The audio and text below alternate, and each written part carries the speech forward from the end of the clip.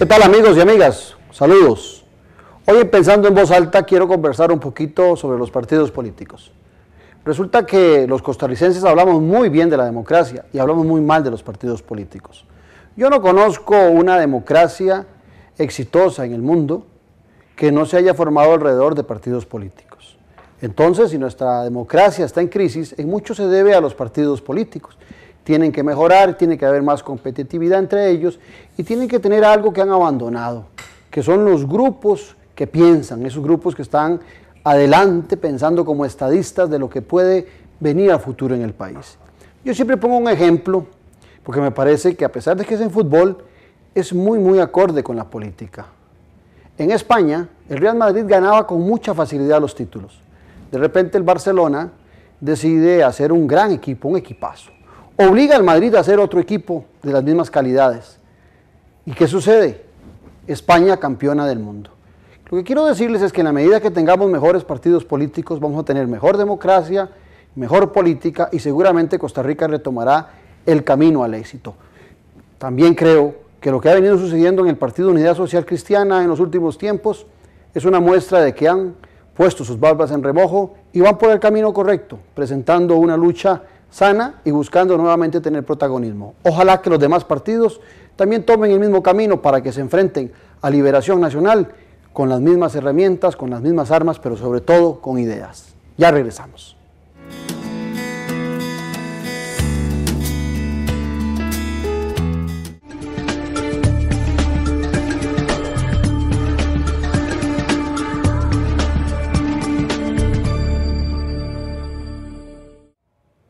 Amigos, regresamos a Noche sin Tregua. ¿Quién es el invitado de hoy? Bueno, hoy tenemos a un personaje que es escritor. Es abogado constitucionalista, estudiado en la Universidad Complutense de Madrid. Aparte de eso, fue presidente ejecutivo de la Caja Costarricense de Seguro Social y ahora se animó a ser precandidato del Partido Unidad Social Cristiana. Recientemente lo tenían en los notables. Hablo de don Rodolfo Pisa Rocafort. Bienvenido. Y usted, no se separe, porque vamos a tener una noche sin tregua.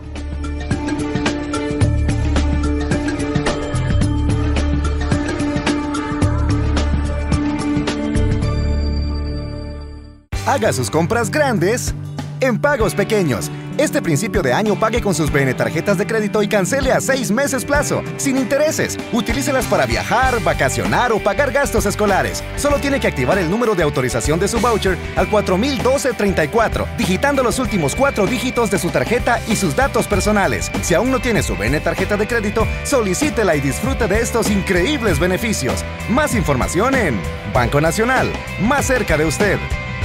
Bienvenidos al PIMA, Programa Integral de Mercadeo Agropecuario.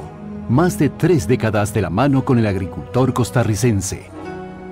El Programa Integral de Mercadeo Agropecuario es una institución pública perteneciente al Estado costarricense.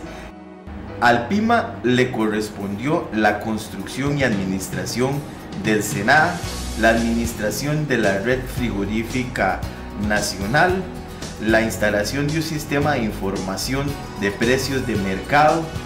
Por esta razón, ha estado al servicio de productores, comercializadores, consumidores y demás agentes del sector agropecuario nacional. Desde que el SENAA abrió sus puertas, se convirtió en el principal circuito comercial del país y centro de operación de los comercializadores mayoristas. PIMA, 33 años en el corazón del agro.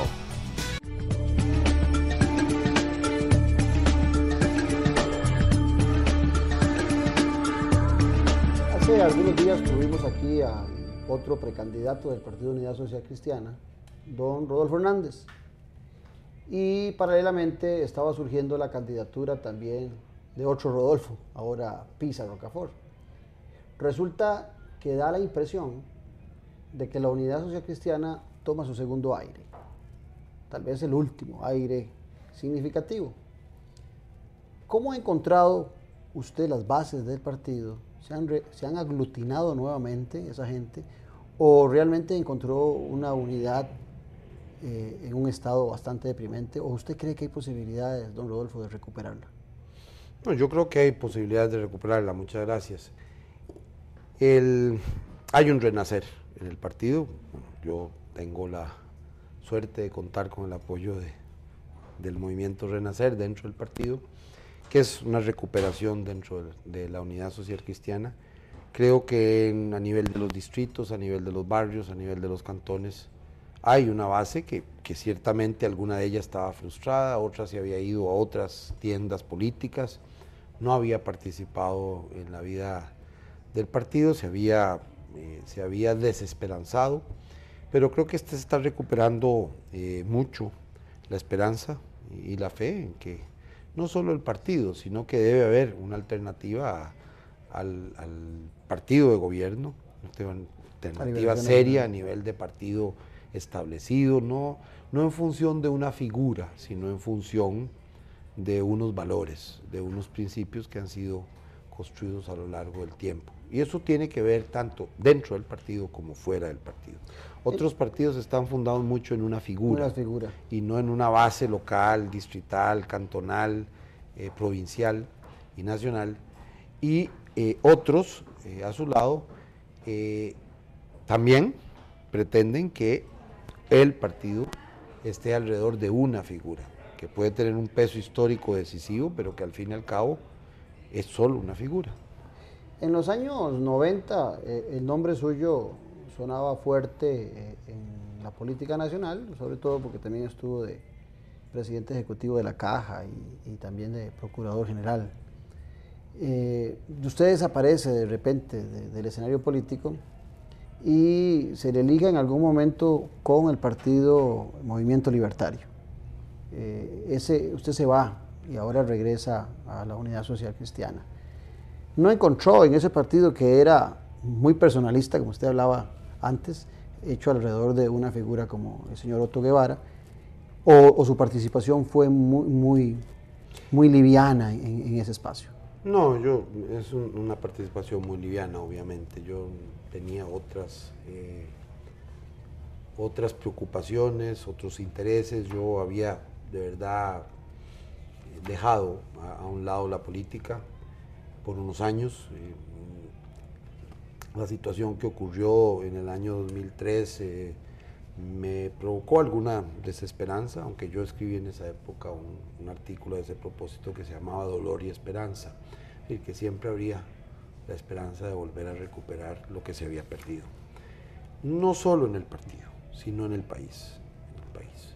El país, si uno tuviera que resumir en el mayor problema, ¿cuál es el mayor problema del país? Uno tendría que decir es la desesperanza. Hay muchos problemas. Hay problemas de déficit fiscal, hay problemas de educación, hay problemas de corrupción, hay problemas de salud, hay un que siempre están y varían en grado y referencia. Han cambiado y hay unos más graves que otros, pero digamos que en los últimos años lo que uno nota en el país es una gran desesperanza, es una falta de credibilidad. Eso no se logra en una campaña política, eso se logrará desde un gobierno con hechos, demostrándole y haciéndole, recuperando la fe. Pero para recuperar la fe en el país hay que recuperar la fe también en los partidos. Una gente me dijo, incluso personas muy cercanas, mira, pero ¿por qué no lo haces desde otro partido? ¿Por qué no te vas a otro partido y ahí recuperas? Digo, vea, si no somos capaces de recuperar un partido histórico, como es la Unidad Social Cristiana, con unas bases y unos sentimientos, ¿qué nos hace creer que vamos a ser capaces de gobernar un país que también tiene que articular y que tiene que asumir retos difíciles? Obviamente que el reto de la renovación, de la recuperación del Partido Unidad Social Cristiana es un reto difícil, pero ese reto es apenas minúsculo a la par de la necesidad de recuperar la fe en el gobierno, en la capacidad de las instituciones de dar servicios en mejores condiciones, de hacer un gobierno mejor, mucho mejor. Y yo creo que eso es posible. Es posible tanto la recuperación del partido y desde ahí establecer los puentes para lograr la coalición que vamos a necesitar para construir un movimiento político más amplio y de gobierno que reciba a todos los que en algún momento se han ido y a los que no han querido participar, incluso a los liberacionistas. Nosotros necesitamos volver a recuperar una opción de gobierno. El gobierno no puede quedar, la política de este país no puede quedar solo en manos de un partido político. Por mucho que un candidato de gobierno, como Johnny, pretenda desligarse del gobierno, al fin y al cabo es la misma bandera, es el mismo partido. Y a los países no les conviene, a ningún país le conviene mantener en el poder más tiempo de la cuenta a un mismo partido. Ahora, en este marco que usted me está haciendo referencia, ¿estará la unidad dispuesta, independientemente si el Rodolfo es Hernández o es Pisa, a seguir adelante sola o está esperando la unidad después de tener su candidato en una posible alianza? Mire, yo en el caso mío hablo por mí, no hablo por los demás. Tengo la decisión y la convicción no solo de ganar la convención, sino que a renglón seguido hacer un esfuerzo por lograr una coalición, al menos para la presidencia de la República, y de establecer los puentes que sean necesarios y de conversar lo que tenga que conversar, y si tengo que ir a otra segunda convención con otros grupos, también ir, porque este país necesita construir una gran coalición a favor de unas tesis para enfrentar los problemas que estamos teniendo en este momento. Cuando yo tomo su currículum y lo leo con detalle, encuentro que es profesor, escritor, abogado, consultor, presidente ejecutivo de la Caja, procurador, cuando me doy cuenta de que escribe ensayos, que tiene un premio por ensayo aquí de Echeverría, veo que usted tiene seguramente, desde el punto de vista curricular, el mejor currículo de cualquiera de los candidatos que hoy en día se oyen desde el punto de vista académico y de formación. ¿Será suficiente eso para que una persona logre permear como buen presidente de la República? No, no es suficiente. Bueno, antes bueno, bienvenido. Muchas gracias. Salud. Muchas gracias, salud. Para los que no lo pueden disfrutar con nosotros, al menos que lo cojan con envidia. No,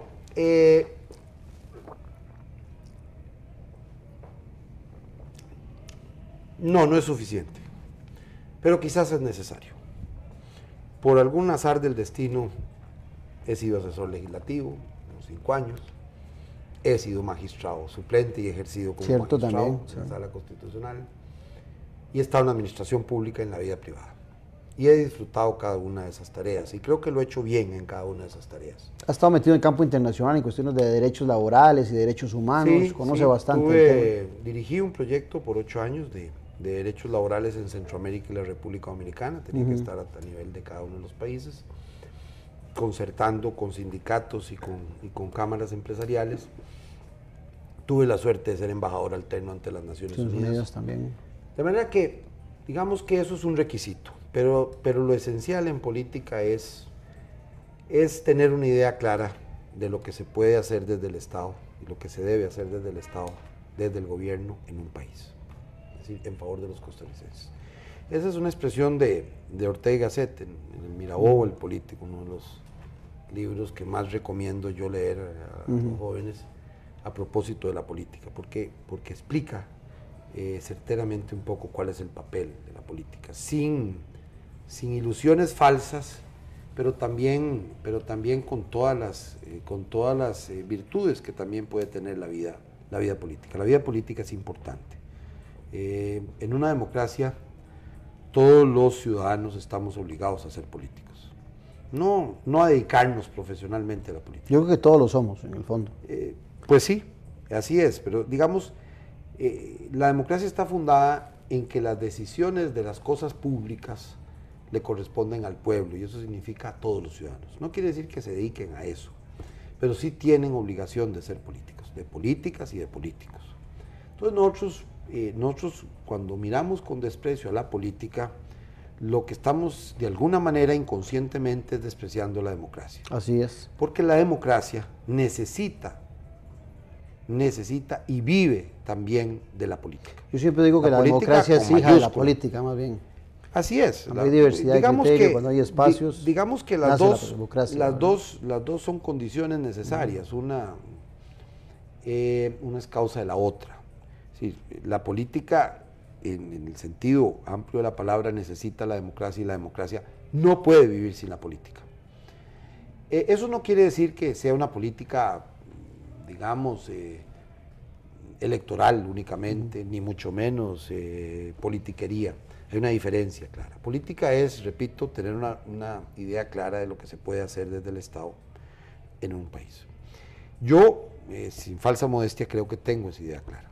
¿Sí? Tengo la visión, tengo la convicción y ahora, por primera vez, también tengo la decisión. Ahora, en ese espacio, a usted le da escenario político y volvemos a verlo desde la actual administración, cuando lo nombran como parte de los notables, del grupo de los notables, para ver el tema de gobernabilidad del Estado costarricense.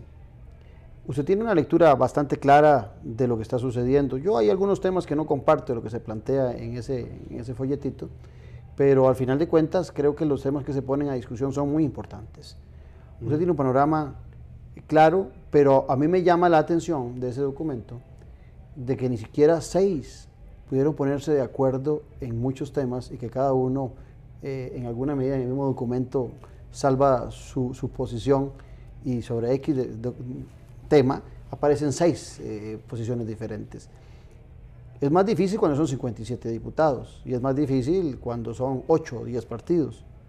¿Cómo logramos o cómo podría usted lograr esa sinergia hacia temas tan importantes en el país que sean compartidos por las grandes mayorías para que realmente esos cambios se den? Bueno, lo primero, destacar algunas cosas. Uno puede destacar la mancha o la mosca en la pared blanca y se le olvida el resto de la pared. O en aquella canción que recogía Juan Manuel Serrat, de que cuando se abre una flor, al olor de la flor se le olvida el olor. La realidad es que en esa Junta de Notables, debo decir, que más del 75% de las propuestas son consensuadas y son difíciles. Uno, claro, puede ir a descubrir los 25 temas en que alguno hizo un voto separado. Yo mismo hice varios. Pero deja de lado que hay 75 de esos 100 propuestas en que todos tuvimos consenso. Entonces ahí ya es una buena guía para empezar. Digamos, ahí hay un consenso. Cuando uno observa los programas de gobierno, me tocó... No llevó mucha premura el documento, que me dio la impresión en algún momento de que había presión del Ejecutivo porque era importante que eso saliera. No, realmente no. Digamos que sí es cierto que dedicamos más tiempo a los primeros 2 grandes temas, capítulos, que era el tema de la relación por Ejecutivo, por Legislativo, y la propuesta hacia un régimen más parlamentario. Yo estoy convencido de que debemos caminar hacia un régimen más parlamentario. Tengo, digamos, desde algún escrito que hice en los años 80 y cuando me tocó coordinar la Comisión de Reforma del Sistema Político en el gobierno de Miguel Ángel Rodríguez y ahora en la Junta de Notables, tengo el convencimiento de que este país va a necesitar pasar a un modelo más parlamentario, sin dejar de ser presidencialista, pero algún semipresidencialista. Yo estaba de acuerdo en ese modelo y hablaba de más diputados. ¿Estaría dispuesto, digamos, para ser consecuente ahora en campaña, defender esa idea? No, yo suscribo todo lo que suscribí, todo. Yo no le quito ni una coma a lo que suscribí. No, le digo porque yo personalmente sí creo en la necesidad de más diputados, pero eso es un tema yo no sé que el televidente se le para el pelo cuando uno toca. En realidad a mí me parece que lo esencial, incluso a pesar de todo, lo esencial ahí es tener una lista nacional a la par de la lista provincial. Si el país no quiere tener más, no podríamos encontrar una lista nacional. Es que yo leí un articulito suyo que decía, y me llamó mucho la atención, que decía, pero yo no zafo el bulto. No zafo el bulto sobre temas. No zafo el bulto sobre los temas. Eso es ser consecuente, los temas complejos y creo que una de las cosas que planteo yo, que en este país hay que decir lo que se piensa y no dejar de soñar.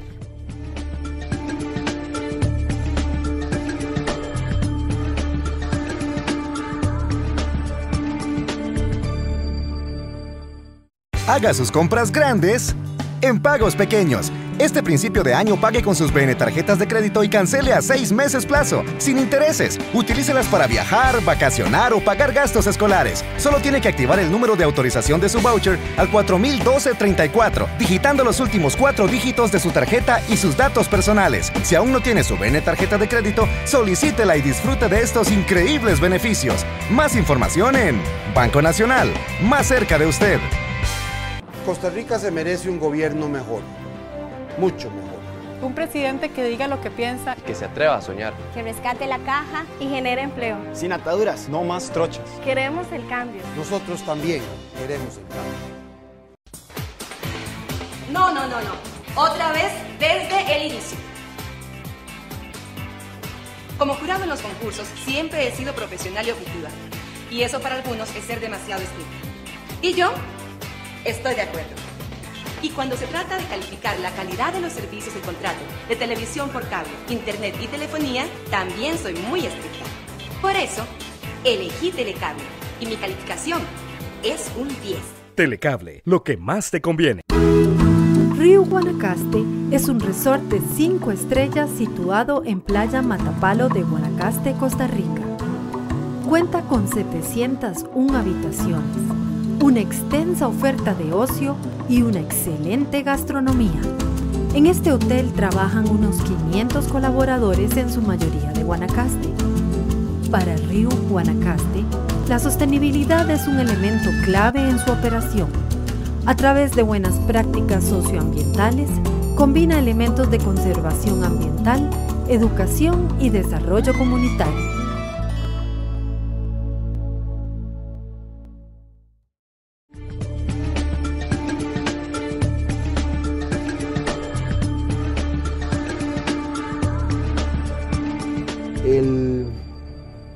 No, yo creo que debemos pasar a un sistema más parlamentario. Creo que es necesario crear una lista. Y otras dos ideas, si usted llegara a ser presidente de ese mismo documento, no hablemos del asiento y pico, hablemos de 3, usted me habla del parlamentarismo. Y otras 2 ideas que usted defendería o intentaría, porque para llegar a gobernar hay que gobernar con los instrumentos que hay. Sí. O sea, usted no puede decirme, mire, el país se vuelve ingobernable porque es imposible gobernarlo, como le ha pasado a los últimos gobernantes y cuando se proponen como candidatos, y pues saben cuáles son los instrumentos que hay.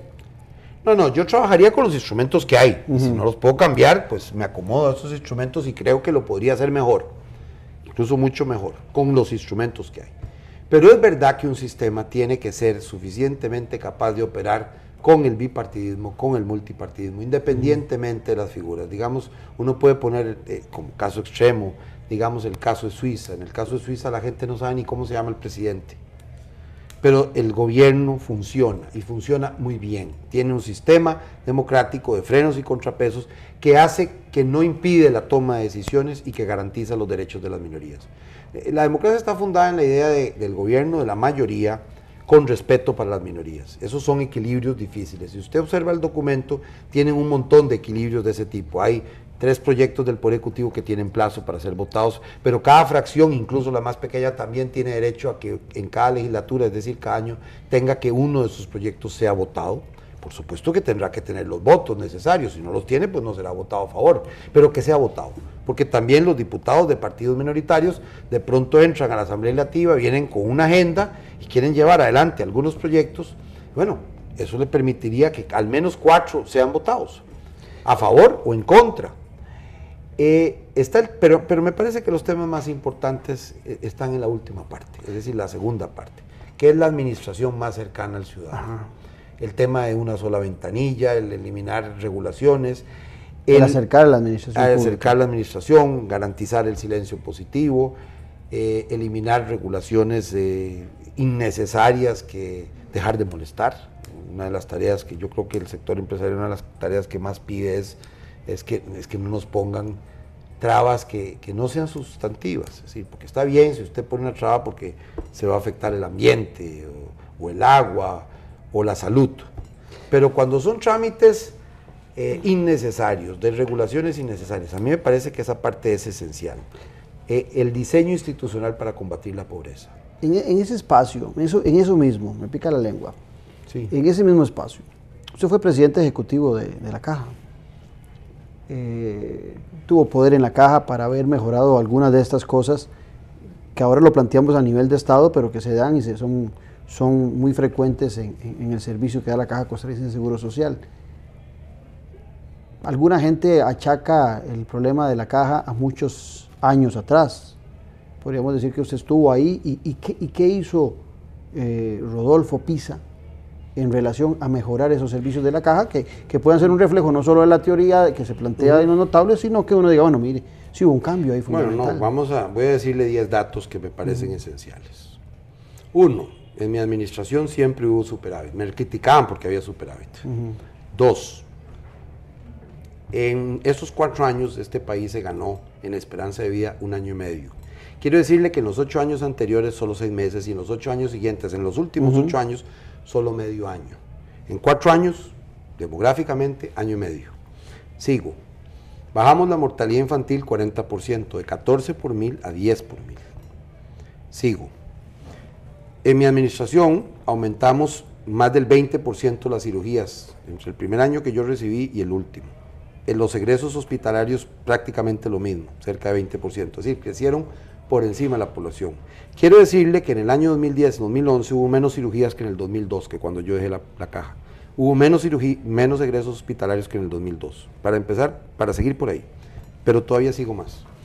Abrimos 100 EVAIS por año, 400 EVAIS.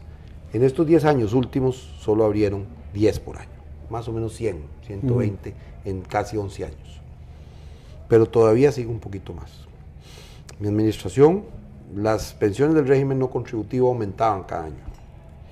En los últimos años ha bajado el número de pensionados. Es verdad que se aumentó en la administración Arias el monto, y eso está muy bien. Yo estoy de acuerdo, a mí me tocó también aumentarlo, no tanto como en las siguientes administraciones, pero también aumenté el monto más de 50%. Pero voy a seguir todavía un poquito más. En mi administración bajaron sensiblemente las infecciones intrahospitalarias, después volvieron a aumentar. Mi administración aumentó el girocama, eso quiere decir el tiempo de espera en la cama para esperar a ser operado o ser intervenido fue menor, después volvió a subir incluso peor que cuando yo había empezado. Si usted ve, y detrás de eso, las incapacidades se mantuvieron con un cierto nivel de estabilidad, después se aumentaron de 4,5 millones a más de 7,5 millones. Y además crearon un déficit descomunal, hicieron un golpe a la caja, le metieron un golpe en lo moral primero y después en lo económico. Esos 2 golpes, porque la caja es muy fuerte y está en el corazón de los costarricenses, no sucumbirá. Y creo, voy a decirlo, una de mis primeras prioridades es recuperar la caja, demostrar que se puede hacer mucho mejor, porque lo hice mucho mejor. En mi administración se construyeron más metros cuadrados que en los años siguientes y que en los años anteriores. Se volvieron a construir hospitales. Que es un reclamo hoy en día, ¿no? Así es.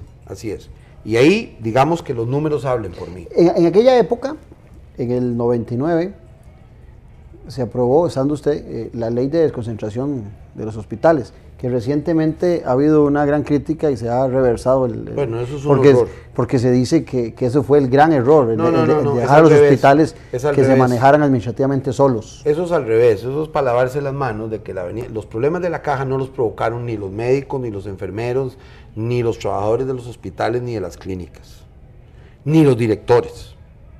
Problemas de la caja centrales en el tema económico y en el tema moral ocurrieron desde la Avenida Segunda.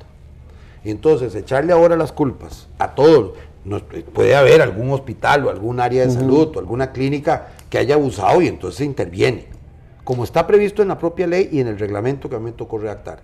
Pero esa idea de quitar la autonomía, cuando yo llegué a la caja era una administración muy centralizada. Ahí se decidía por parte de la presidencia ejecutiva quién era el conserje del hospital de Upala, quién era el misceláneo del hospital Tony Facio. Eso es un absurdo, es decir, eso debe ser escogido en Upala o en el Tony Facio o en el San Juan de Dios.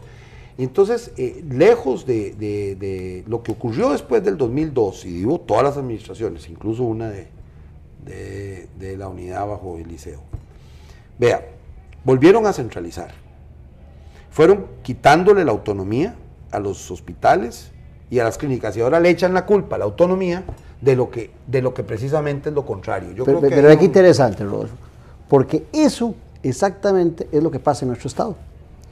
Nuestra Constitución, y usted que sabe más que yo de temas constitucionales, del 49 es una Constitución que evolucionaba hacia la descentralización del Estado, instituciones autónomas, la caja, fortalecimiento de las municipalidades, y de repente hemos empezado un proceso involutivo a tratar de concentrar todo porque sentimos que las autonomías no han funcionado. No es problema entonces del instrumento de lo que usted me está contando. No, yo creo que la Constitución no es la que se equivoca, son los seres humanos. Vean, si yo tuviera que resumir en una frase cuál es mi programa de gobierno en primer lugar es la Constitución.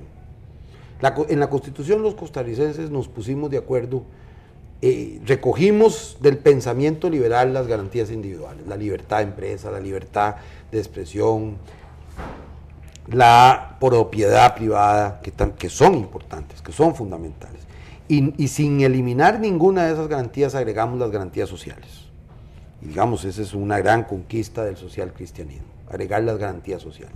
Pero no eliminando ninguna garantía individual, sino que el social cristianismo solo es un esfuerzo de complementación social a unos valores también de libertad, que no renuncia, que no los cambia.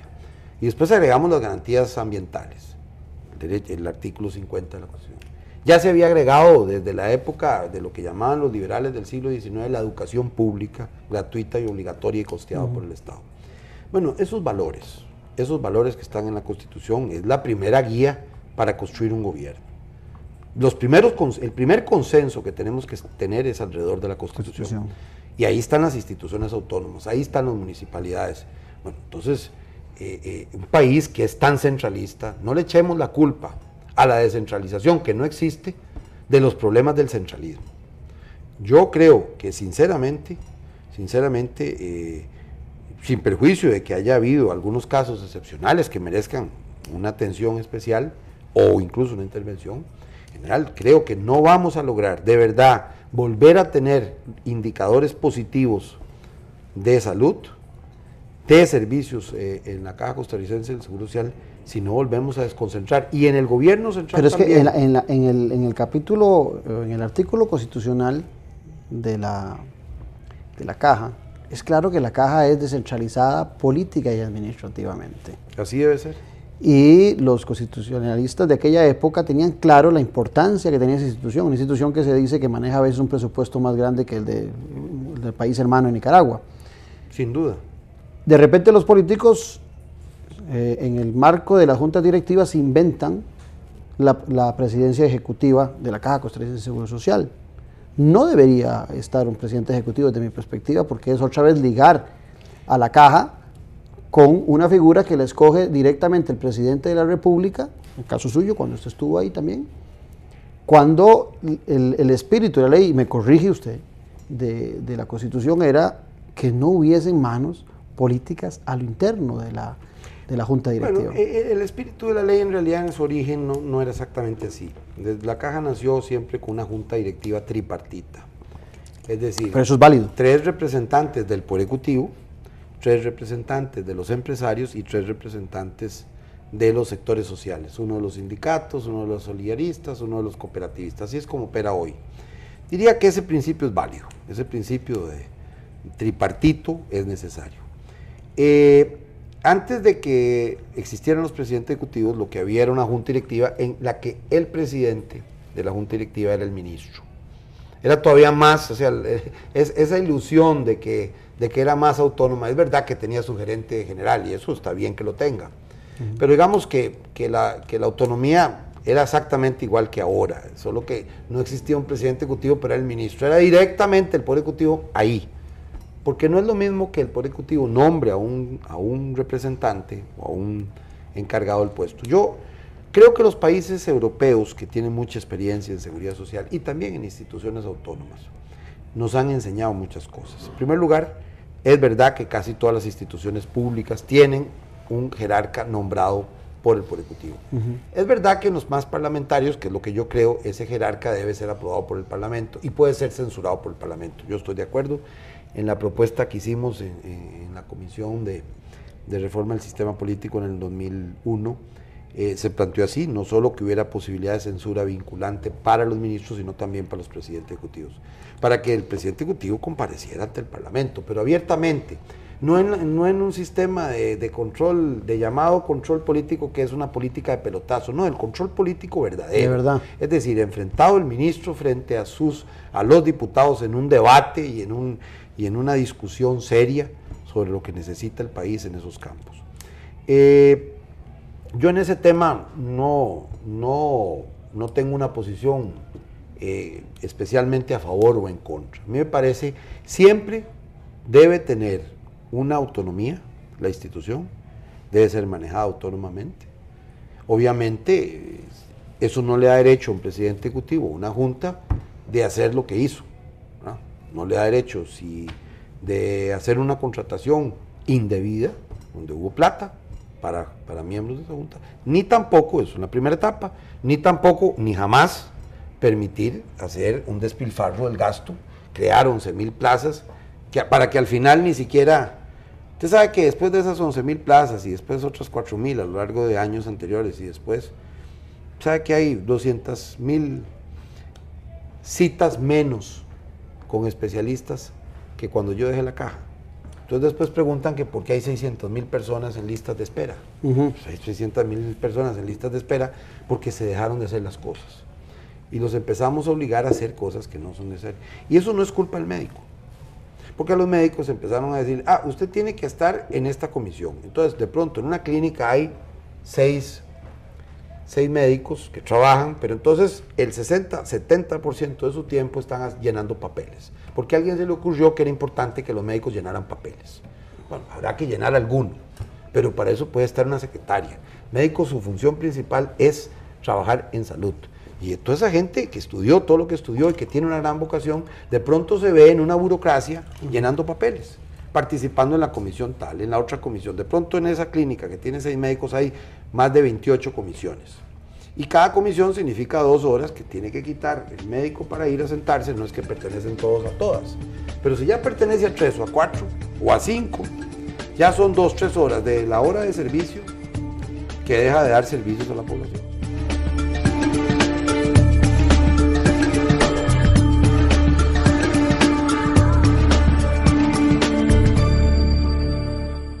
Haga sus compras grandes en pagos pequeños. Este principio de año pague con sus BN tarjetas de crédito y cancele a 6 meses plazo, sin intereses. Utilícelas para viajar, vacacionar o pagar gastos escolares. Solo tiene que activar el número de autorización de su voucher al 401234, digitando los últimos 4 dígitos de su tarjeta y sus datos personales. Si aún no tiene su BN tarjeta de crédito, solicítela y disfrute de estos increíbles beneficios. Más información en Banco Nacional, más cerca de usted. Costa Rica se merece un gobierno mejor, mucho mejor. Un presidente que diga lo que piensa, que se atreva a soñar, que rescate la caja y genere empleo. sin ataduras, no más trochas. Queremos el cambio. Nosotros también queremos el cambio. Río Guanacaste es un resort de 5 estrellas situado en Playa Matapalo de Guanacaste, Costa Rica. Cuenta con 701 habitaciones, una extensa oferta de ocio y una excelente gastronomía. En este hotel trabajan unos 500 colaboradores, en su mayoría de Guanacaste. Para Río Guanacaste, la sostenibilidad es un elemento clave en su operación. A través de buenas prácticas socioambientales, combina elementos de conservación ambiental, educación y desarrollo comunitario.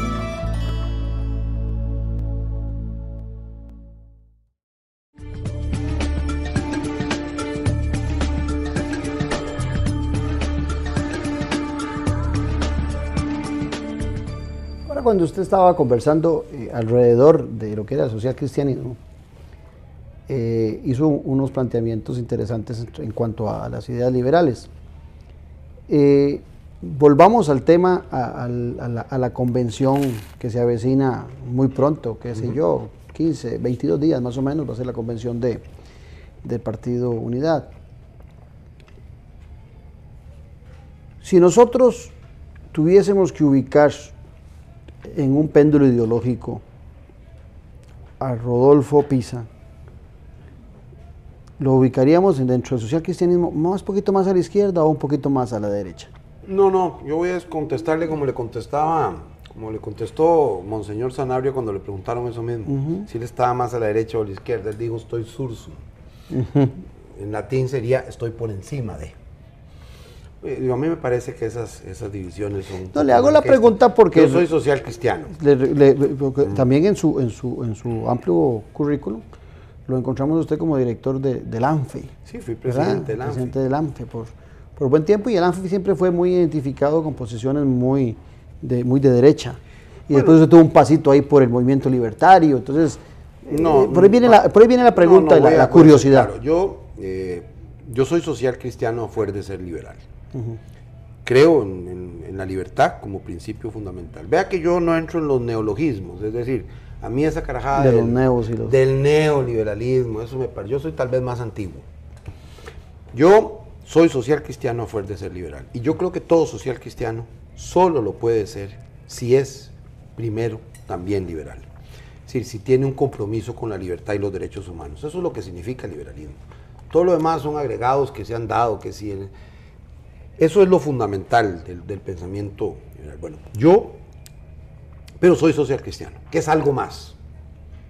Hay liberales que son libertarios, hay liberales que son, digamos, lo que ahora llaman neoliberales, hay liberales que son socialdemócratas, hay liberales que son social cristianos. Yo soy liberal social cristiano y soy social cristiano pleno. ¿Por qué?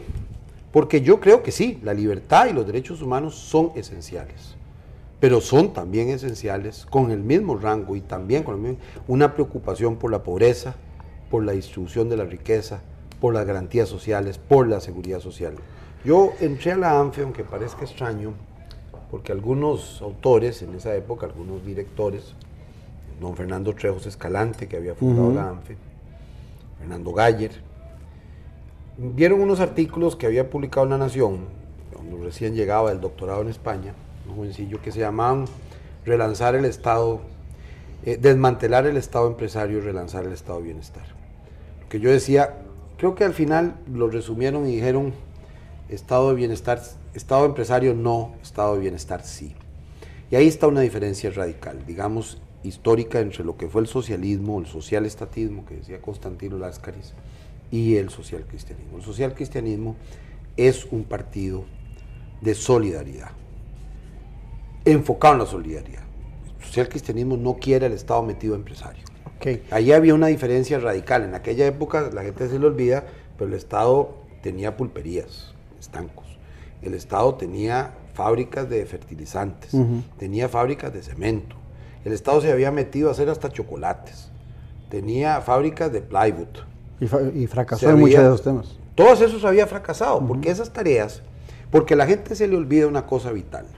Si el Estado se mete a hacer esas cosas, deja de hacerlas para las que es indispensable. El Estado es indispensable, primero, para garantizar un sistema que le dé seguridad a la gente. Seguridad no solo en el sentido de la seguridad ciudadana, sino también seguridad jurídica, para que la gente pueda convivir y pueda relacionarse, pueda respetarse. Eso es esencial.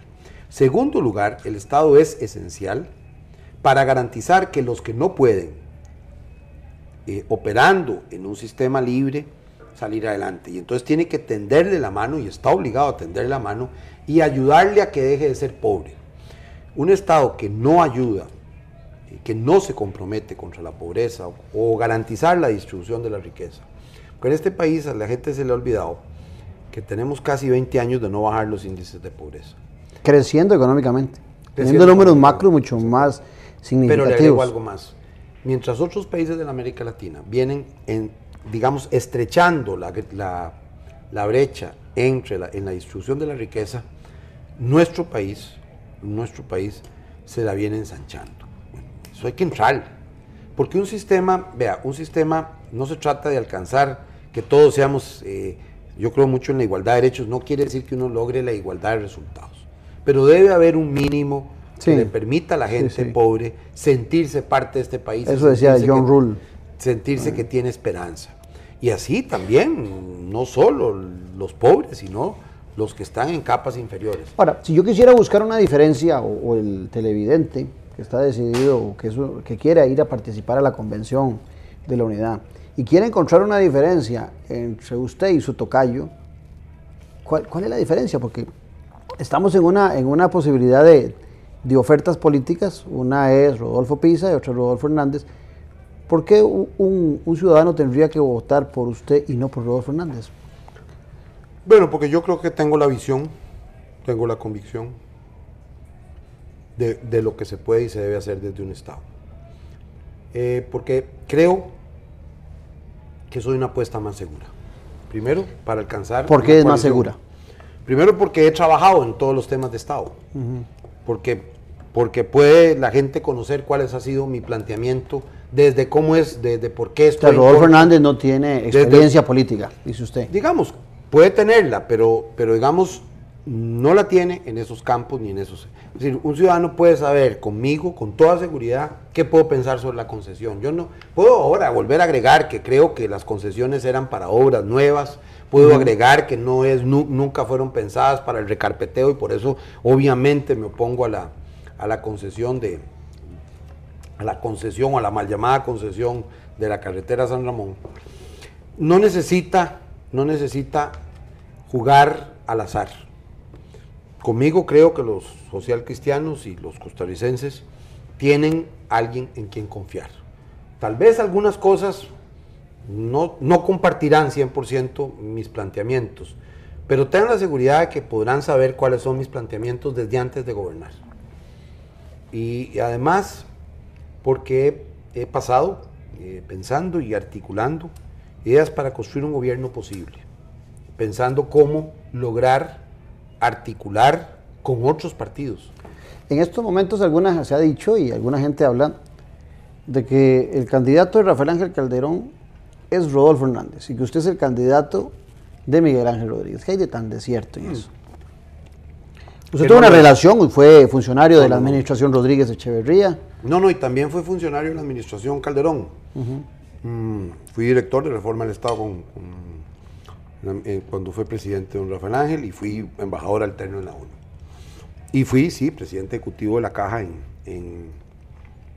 con Miguel Ángel Rodríguez. No, yo tengo una buena relación y un respeto por ellos. Pero una cosa es que yo les pida después el apoyo, incluso se los pida, y otra cosa es ser el candidato de uno de ellos. Porque, veamos, ahorita creo que la figura suya y la de su adversario le dan un grado de frescura al Partido de Unidad Social Cristiana porque son dos figuras, digamos, que políticamente frescas.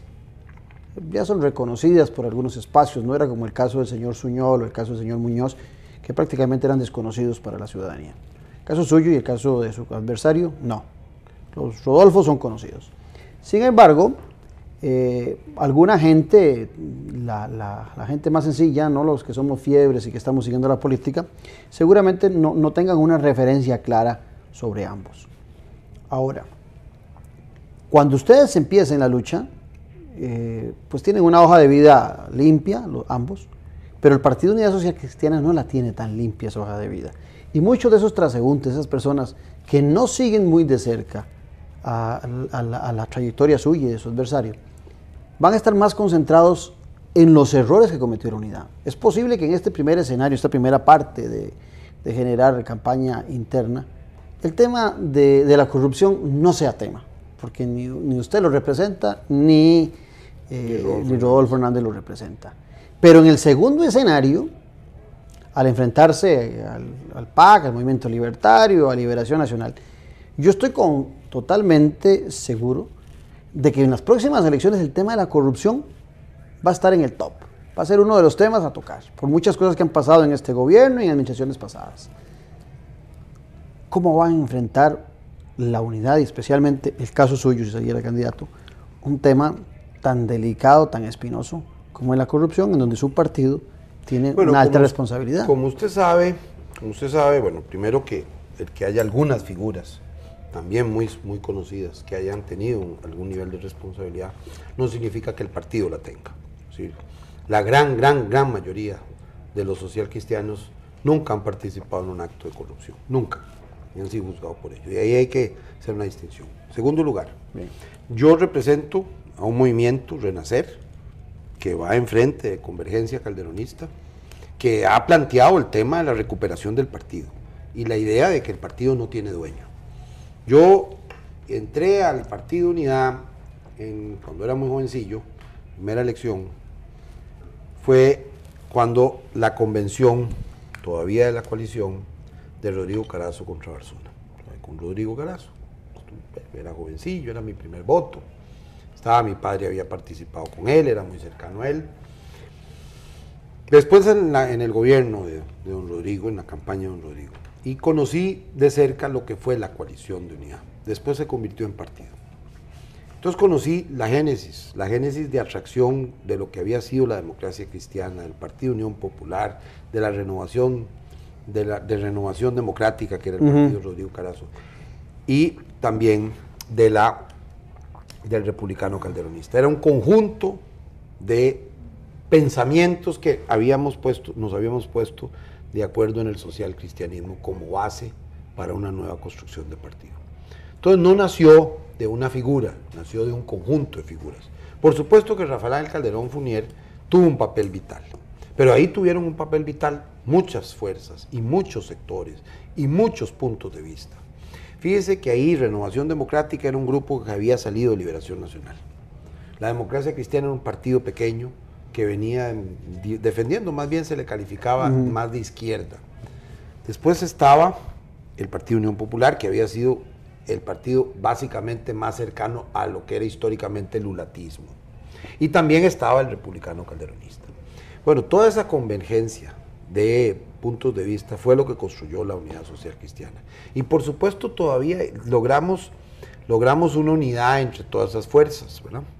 Obviamente unos con unos matices y otros con otros, pero digamos a propósito de un programa común. ¿Y qué papel? Porque hablamos de Rafael Ángel y de Miguel Ángel y dejamos afuera a don Abel Pacheco, que es el presidente más cercano. Puede ser que no haya sido muy hábil políticamente, pero es un hombre que salió con su hoja de vida limpia. Bueno, yo creo que nosotros debemos mucho a Rafael Ángel Calderón Guardia, le debemos mucho a Mario Echandi, le debemos mucho a José Joaquín Trejos, le debemos mucho a Rodrigo Carazo, le debemos mucho a Rafael Ángel Calderón Fournier, a Miguel Ángel Rodríguez, a Abel Pacheco.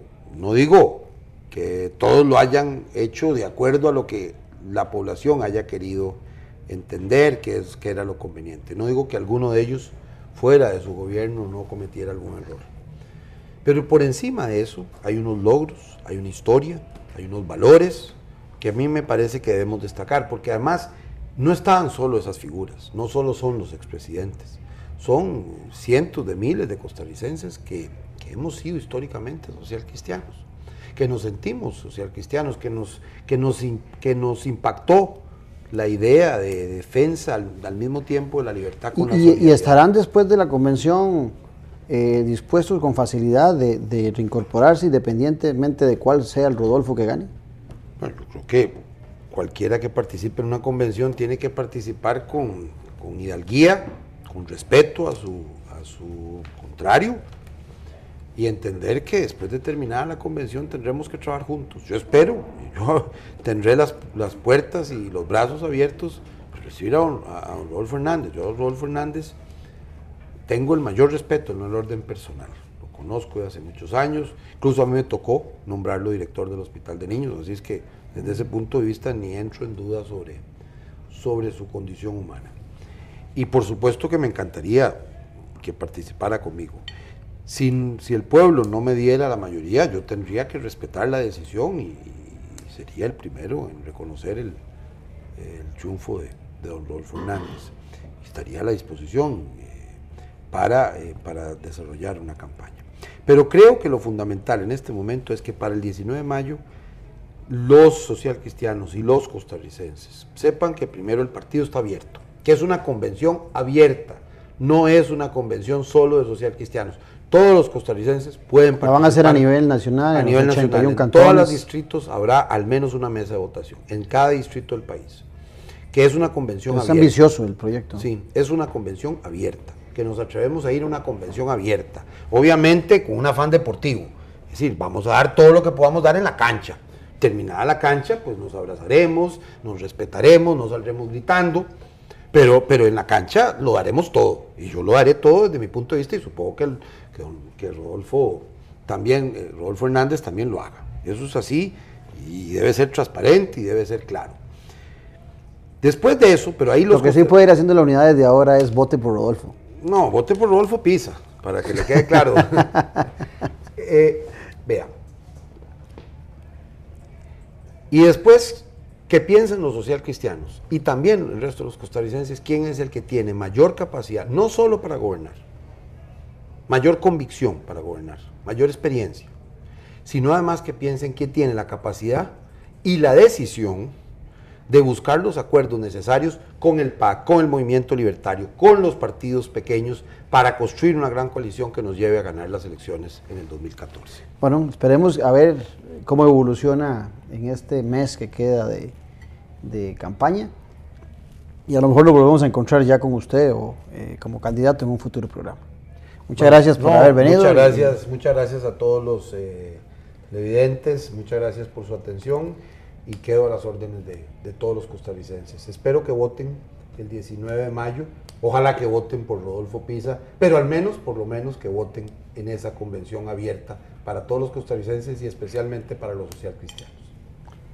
Yo no me queda más que agradecerles una noche más sin tregua y esperarlos en 8 días aquí, desde la cava del Club Unión. Un abrazo a la distancia y hasta pronto.